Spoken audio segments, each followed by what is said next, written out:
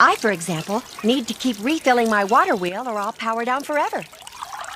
Oh God! I'll never make it this time! This is the end! Anyway. Today I had to reach deep into this loposphere to truly find something worth talking about. And as I put my hands into that grubby mess, I found something. And it's not something I like. This situation involves a YouTuber known as ChibiReviews. Chibi just reviews anime, and he also covers some news about different parts of the industry, so mostly about censorship. He's a big freedom of speech guy. He's kind of like a Rev Says Desu. It's like the same area, I would say. And I don't really know much about him, but I have to cover this because what has been happening to him is just really messed up to the point where I think it deserves to be called out. From the beginning, right, a while back, Chibi made a video in the defense of lollies, and that has lit a fire on the Twitter region there about lolly debate, and it's become a political thing. I've said this before, the lolly debate is a political thing now. If you don't fully agree with one side, then that side is going to chuck you to the other, and it's going to name you all kinds of things with the intention of labeling you something that they can then justify violence against. It is just the worst thing ever. I don't like talking about it because as a person who is growing on YouTube, this could always lead to my demise very early. But again, this is serious enough that it's worth putting my name in the line. During a debate on Twitter, someone from Kiwi Farms leaked Chibi's brother's grave. And after that, they went into AI and asked to generate a man with a shovel behind that grave with, showing the intention to desecrate it. Of course, at the time, it's very hard to tell if it's AI or not because it's just a very simple modification to the image. Chibi then, called the police, called the authorities. An investigation has been launched, and hopefully this person is actually found. The idea of desecrating a man's grave for the sake of a Twitter argument is just so out there to me that I can't even make a joke about it. It's just insane. It's truly not. It's one of the reasons why we should have never closed mental asylums. Unfortunately, the story doesn't really end there. On Kiwi Farms, this same person is then complaining about how they may go to jail because of this joke that is obviously AI generated, which isn't really that obvious, right? And they're calling Chibi a pedophile for defending lollies. And this is what I talked about in my first video, where you can say it's weird, you can say it's disgusting, that you don't like it, that it's repugnant. You cannot call a person a pedophile for liking lolly. Not because I think that they deserve respect, in no way that is the case, it's because you're then diluting the meaning of the word pedophile.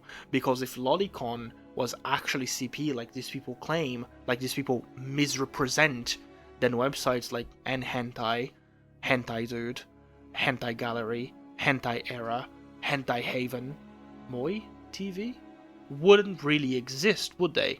They wouldn't be available unless you had all those browsers and VPNs and IP blockers to browse on the deep web. That's not the case. It is a very normal part of culture in Japan. Well, normal, I'd say, like any other fetish, right? As normal as any other fetish. And these people misrepresent this fact a lot. The worst part is that quite often it is these people who are actually consuming real CP. This has happened multiple times.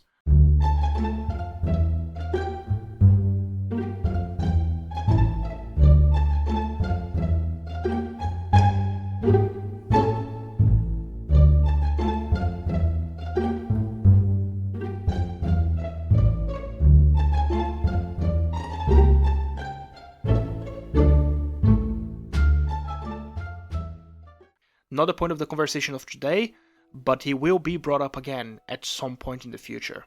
To make matters worse, like I was saying, this guy on Kiwi Farms then posts about paying someone $200 to go to Chibi's address and potentially cause an altercation. A boogie situation, as they call it. The reason why you're not seeing many screenshots is because they have so many slurs in them that it would take me forever to actually censor it all so I could actually show it on screen, and I cannot be bothered. For the life of me, I cannot be bothered. These people think they're the good guys.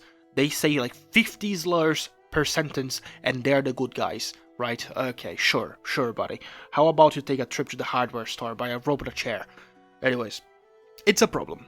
Right, I don't need to give you the reason why paying someone $200 to show up at a dude's house that you hate is a problem. Someone will end up shot. Either Chibi could be shot because of self-defense in any way, or just a deranged lunatic could actually show up with the intentions to kill him in the first place. Secondly, Chibi could then end up killing someone who was just there for a shitty prank. And yeah, that's the situation so far. I really want to see where it goes. I hope that the FBI takes this seriously and actually gets this person. Kiwi Farms have responded. They don't care. Their response is, we don't care. Truth be told, Kiwi Farms is like an off-branch of 4chan. It's kind of like a 4chan meets Reddit.